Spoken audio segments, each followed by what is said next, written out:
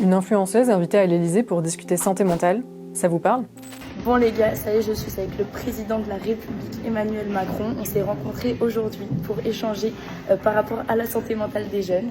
Pour celles et ceux qui ne la connaîtraient pas, voici Miel Abitbol. À 18 ans, la créatrice de contenu cumule presque 3 millions d'abonnés, tous réseaux confondus. Elle est aussi cofondatrice de Link, une application et une fondation dédiée à la santé mentale des jeunes, aux côtés de son père, Guirchom Abitbol, et du docteur Claire Morin, chef de service en psychiatrie. Cette application, elle a pour but d'accompagner les jeunes utilisateurs au quotidien, mais aussi de faire le lien avec leurs parents ou un adulte référent. Chez Link, le constat c'est que les jeunes ont souvent du mal à exprimer leur mal-être, voire leur détresse, aux adultes. Favoriser ce lien, c'est donc œuvrer pour une meilleure prévention. Si aujourd'hui le sujet est au cœur de l'engagement de Miel Abitbol, c'est parce qu'elle-même a été concernée par des périodes de détresse psychologique lorsqu'elle était plus jeune. À travers son application, mais aussi ses prises de parole publiques, l'influenceuse espère pouvoir faire entendre sa voix, mais aussi celle de toute une génération. Elle fait ce qu'on appelle du lobbying citoyen. Le but, que les pouvoirs publics prennent enfin des mesures concrètes, en l'occurrence, pour prendre soin de la santé mentale des jeunes.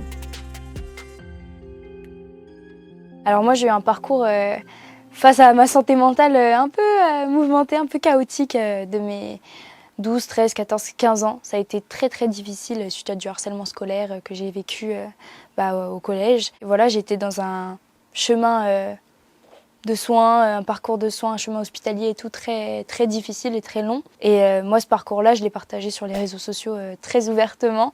Et c'est vrai qu'en faisant ça, j'ai vu que j'étais loin d'être seule en fait à vivre ce que je vivais, qu'il y avait beaucoup d'autres jeunes qui vivaient ça aussi. National Suicide Prevention Month, a month to remember the lives lost to suicide. La dépression. Tu es brisé mais tu continueras d'avancer. Tu as mal mais la lumière au bout du tunnel commencera à s'éclairer. Voilà, si ça va pas, n'oublie pas que c'est une mauvaise période et pas une mauvaise vie. Moi je crois en toi et je sais que tu vas y arriver. Et voilà. Fais des gros bisous. Alors moi, la première vidéo que j'avais faite justement pour interpeller le président de la République, c'était parce que moi je lui avais envoyé un message il y a plus de 4 ans, du coup le lendemain de ma première tentative de suicide, après que je sois passée à l'hôpital, en lui expliquant qu'en fait les conditions d'hospitalisation étaient désastreuses. J'avais jamais eu de réponse, en même temps c'était un DM Insta donc assez logique, mais du coup je l'ai interpellé sur les réseaux sociaux par rapport à ça et aussi pour un peu dire c'est la grande cause nationale 2025 et en fait il n'y a rien qui est fait. Et on était quand même en mars-avril, je crois, quand j'avais fait cette vidéo. C'était quand même le début de l'année encore. Mais je trouvais ça ouf qu'il n'y ait encore rien qui avançait. Donc c'était juste un peu pour remettre en lumière ce sujet-là, parce que ça fait beaucoup de discours mais peu d'actions. Et je trouvais ça dommage. Monsieur le Président Emmanuel Macron, il y a 4 ans, je vous ai envoyé un message le lendemain de ma première tentative de suicide. J'avais seulement 13 ans, mais j'étais déjà révoltée face à l'inaccessibilité aux soins. Même en dépression et sous cacheton, j'étais déterminée à faire entendre ma voix et à faire changer les choses. M'écouter, c'est aussi écouter tous les jeunes, c'est écouter une génération qui ne renoncera pas au bonheur. Et après, j'ai eu une réponse TikTok du président de la République. Bonjour Miel, j'ai bien vu votre message. Et donc, je vais bientôt organiser une rencontre à l'Élysée avec des associations, des engagés. Et Miel, je vous propose de venir avec votre groupe pour qu'on en parle, pour qu'on travaille ensemble et que vous nous aidiez dans ce travail. En vrai, je m'y attendais vraiment pas. Je me suis dit, moi j'ai fait ma vidéo, je me suis dit bon, on verra bien. Au pire, ça remet quand même le sujet en lumière et tout de faire ce genre de contenu. Quand j'ai vu son TikTok, c'est mon père qui m'avait dit qu'il allait poster le TikTok. Puis moi j'ai cru que c'était une blague, que c'était un 1er avril quoi, un poisson d'avril. En fait pas du tout. J'espérais quand même que la vidéo elle résonne chez le gouvernement, chez les politiques, parce que même si nous on continue d'avancer de notre côté avec notre projet, on a quand même besoin d'eux pour certaines actions. Et c'était important pour moi qu'ils entendent mes messages. Parce que t'as une jeune, j'avais 17 ans en plus, une jeune de 17 ans qui fait une vidéo comme ça, elle interpelle le président, c'est pas rien en vrai. On a été reçus, du coup j'étais avec mon père, et il y avait quelques autres acteurs, donc associations, professionnels de la santé, quelqu'un qui témoignait et tout. Il y avait le président de la République, Elisabeth Borne, du coup, l'ancienne ministre de l'Éducation nationale, et Yannick Noder, l'ancien ministre de la Santé. Du coup, on était tous ensemble, en fait, c'était chacun parlait son tour, et à la fin, le président qui a fait un peu un résumé de ce qui a été dit, et qui a un peu donné les axes pour la suite. Je trouve ça essentiel, quand on parle de santé mentale des jeunes, il faut parler avec les jeunes. Moi, au-delà d'avoir créer Link ou d'être sur les réseaux sociaux, j'ai vécu moi-même tous ces trucs de santé mentale, tous ces problèmes de santé mentale. Donc je connais le sujet. On peut dire que je suis patiente experte en vrai. Moi, c'était plus dans la démarche de Link que j'y étais allée parce que forcément, on a créé une solution en fait pour la santé mentale des jeunes, une solution qui fonctionne.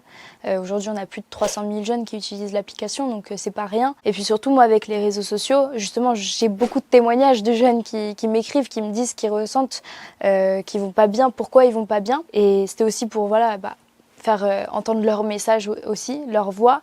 Le pourquoi du comment et ce que eux ils attendent en fait aussi des pouvoirs publics. Donc un peu côté porte-parole, je sais pas, il y en a qui disent ça. Ce rôle de porte-parole, Miel Abitbol l'a endossé plusieurs fois. Après s'être rendue à l'Assemblée nationale en 2024 pour un colloque organisé par le SNU, elle y a de nouveau été convoquée avec son père en octobre 2025 pour être entendue lors d'une commission d'enquête. La commission d'enquête en question porte sur les défaillances des politiques publiques de prise en charge de la santé mentale et les coûts de celle-ci. Questionnée sur son activité de créatrice de contenu et sur l'application Link, l'influenceuse a surtout porté les témoignages de ses abonnés auprès des décideurs publics, des jeunes qui se sentent pour la plupart incompris. Cette audition, c'était aussi l'occasion pour Miel Abitbol de présenter des mesures qui lui semblent essentielles, surtout dans le milieu scolaire. Par exemple, des outils anonymes pour signaler les violences et le harcèlement, la création de comités bien-être, un repos santé mentale de quelques demi-journées par mois sur recommandation d'un médecin ou d'un psychologue, ou bien encore une refonte totale du système scolaire pour mieux préparer les jeunes de demain. On parle quand même d'un sujet très important, la santé mentale, plus que jamais je pense. Et ça a été nommé grande cause nationale 2025. Qu'est-ce qui a été fait pour cette grande cause nationale? Et puis surtout quand on voit aujourd'hui le sketch politique, c'est sûr que rien ne peut avancer, quoi. Qu'est-ce qu'on peut faire? Quand les ministres ils font que de changer, nous à chaque fois on arrive un peu à rencontrer différents ministres de l'éducation, sauf que au bout d'une semaine, 1 mois, 2 mois, 3 mois, ils rechangent. Donc en fait, il n'y a rien qui peut être fait dans le long terme, c'est que du court terme aujourd'hui et on ne creuse pas les sujets alors que si on ne fait pas aujourd'hui, on le fera quand, quoi. Des jeunes malheureux, c'est un coût énorme sur beaucoup de choses. Même déjà, si on veut parler politique, on va dire un coût financier qui est énorme. Hein. Ça coûte cher en humain, c'est dur quand t'as quelqu'un qui va pas bien, c'est toute une famille qui est un peu mise dans le chaos total, quoi. Et puis c'est des gens qui vont pas travailler, qui vont être en phobie scolaire, c'est juste des vies, quoi. Les jeunes, c'est l'avenir de demain. Hein. Et en vrai, c'est pas que la santé mentale des jeunes dont il faut prendre soin, c'est la santé mentale de tous.